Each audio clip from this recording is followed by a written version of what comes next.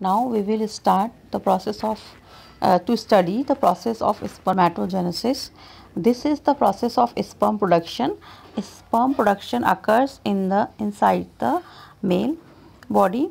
This process involves meiosis. Okay, there is gamete formation by successive cell divisions.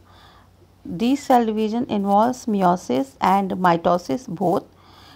This process begins during puberty. At onset of puberty, spermatogenesis starts. This process occurs in seminiferous tubules. Then first we will study the sites for spermatogenesis. In this slide you can see clearly that I will point out the places by white spot there is white. यहाँ पर आप देखोगे कि screen पर एक white spot से चलेंगे और जो मैं आपको इंडिकेट करना चाह रही हूँ वो आपको स्क्रीन पर उसी के माध्यम से दिखाई देगा। देखिए बेटा, ये आपका ह्यूमन टेस्टिस का स्ट्रक्चर यहाँ पर दिखाया गया है और इसमें देखिए जब इसका इंटरनल स्ट्रक्चर दिखाया गया है तो इसमें छोटे छोटे से लोब्स दिखाए गए हैं और हर एक लोब में देखिए इलोंगेटेड स्ट्रक्चर्स हैं जिन्हें कहा गया है सेमानिफेरस ट्यूब्यूल्स।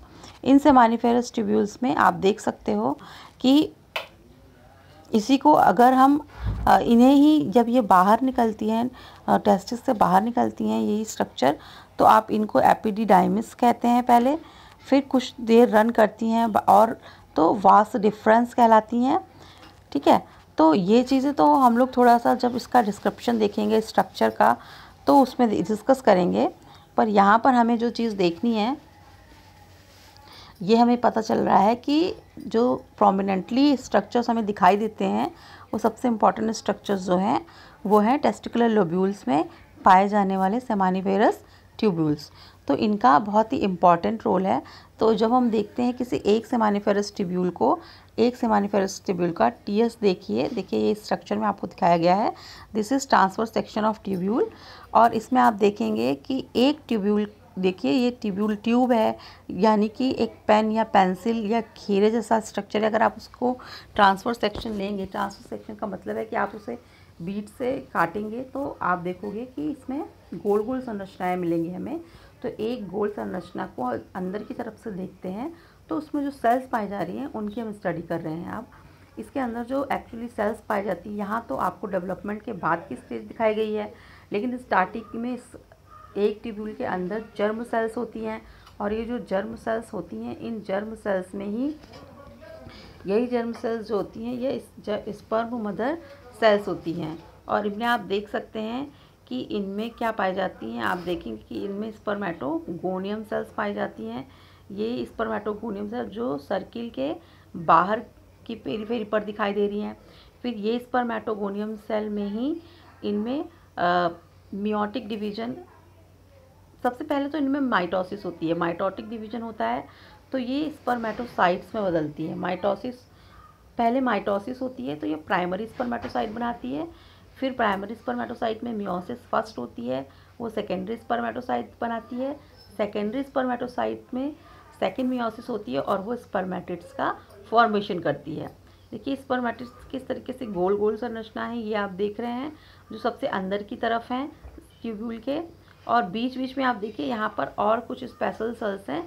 देखिए ये सेल्स, ये इनको कहा गया है सेल्स ऑफ सर्टोली। आप इसको क्लियरली देख सकते हैं कि ये सेल्स जो हैं ये सेल्स ऑफ सर्टोली हैं।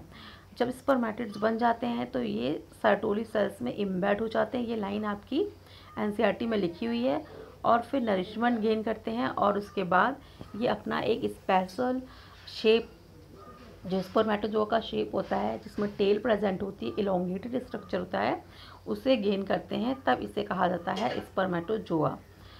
देखिए आपने इस तरह से देखा कि कुछ डिफिनिट सेल्स बन जाती हैं सेमानिफेरस ट्यूब्यूल के अंदर। जर्म सेल्स या सबसे पहले जो जर्मिनल एपिथेलियम होती है वो इसमें बदल जाती है। तो इसी डायग्राम को हमने जो अभी देखा इसे इस तरीके से हम यहाँ पर स्टडी करेंगे। देखिए आप देख सकते हो कि ये जो आपको एक चार्ट दिखाई दे रहा है, इस चार्ट में आप देखिए कि फेज़ ऑफ डेवलपमेंट लिखा है एक तरफ, मैकेनिज़्म ऑफ डिवीज़न है, और इसके अलावा आप देख सकते हैं कि इसी प्रोसेस को हम स्टडी करना चाह रहे हैं जिस प्रोसेस को। तो इसमें देखिए कि आए हो कि फेज ऑफ डेवलपमेंट है, मैकेनिज्म ऑफ डिवीज़न है, और टाइप ऑफ सेल लिखा है, टाइप ऑफ जर्म सेल लिखा है, जर्मिनल एपिथेलियम सेल लिखा है, क्रोमोसोम नंबर के बारे में लिखा है। ये सारी चीज़ें यहाँ पर लिखी हुई आपको दिखाई दे रही हैं। ठीक है।